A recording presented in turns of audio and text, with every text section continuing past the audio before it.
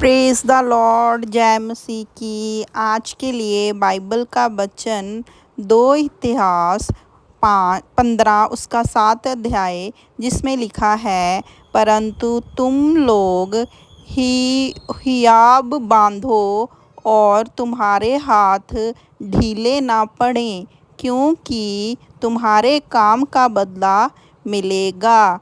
यह वाक्य में हमें कहा गया है, इस वाक्य में हमें कहा गया है कि यहूदा के राजा और उनके लोगों को हिसाब बांधने और अपने कामों में लगे रहने के लिए प्रोत्साहित किया जा रहा है।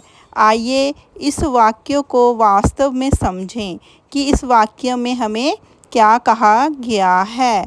यह वाक्य बताता है कि प्रभु अपने लोगों से क्या उम्मीद करते हैं और कैसे उनका समर्थन करते हैं।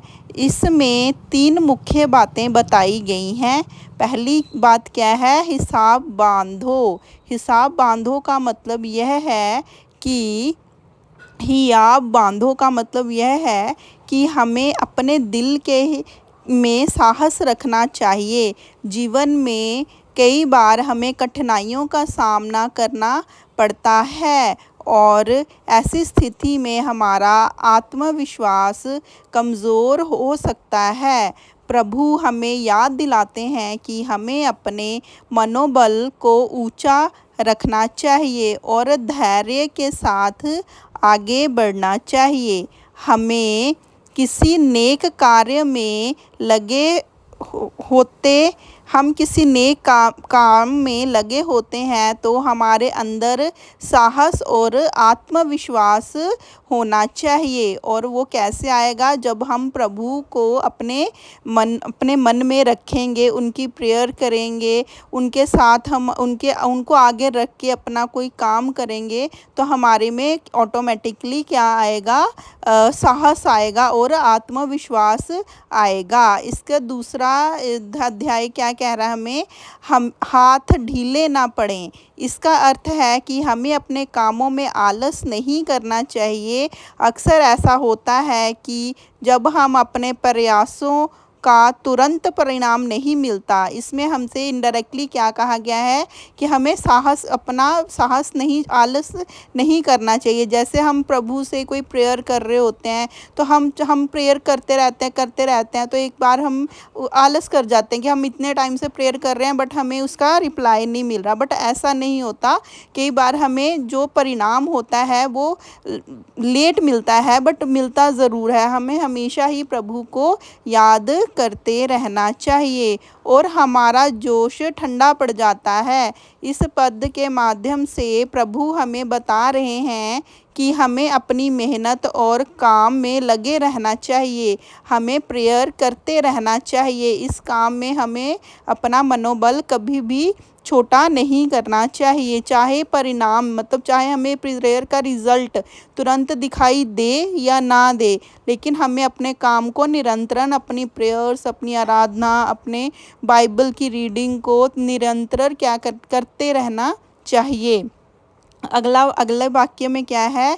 तुम्हारे काम का बदला मिलेगा। यह भाग बहुत ही महत्वपूर्ण है। इसमें प्रभु हमें बता रहे हैं कि वास्तव में मेहनत बेकार नहीं जाती हमारी कभी भी। जो हम मेहनत कर रहे हैं वास्तव में हमें उसका बदला मिलता है, ज़रूर मिलता है। हमारी प्रेयर्स का ज़रूर आंसर मिलता है जब हम ईमानदारी और धैर्य के साथ प्रेयर करते हैं, प्रभु की आराधना करते हैं, प्रभु के घर में मतलब चर्च में जाते हैं, तो हमें उस चीज़ का हमेशा क्या होएगा? बदला ज़रूर मिलेगा। हमें रिज़ल्ट, अपने प्रेयर्स का आंसर ज़रूर मिलेगा। हमें प्रेयर करते रहना चाहिए। हमें बार बार प्रभु के आगे प्रेयर करते रहना चाहिए।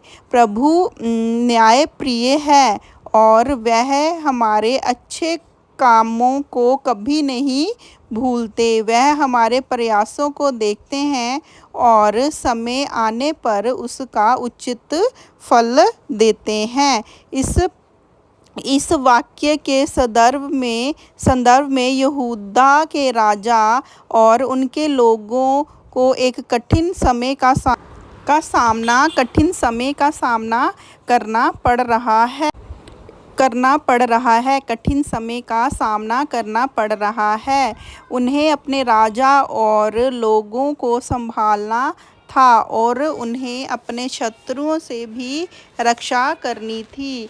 इस संदर्भ में यह संदेश उन्हें प्रोत्साहित, धैर्य और साहस के साथ अपने कार्य में लगे रहने का संदेश हमें प्रभु यीशु देते हैं। आइए आज के वचन के लिए प्रार्थना करते हैं।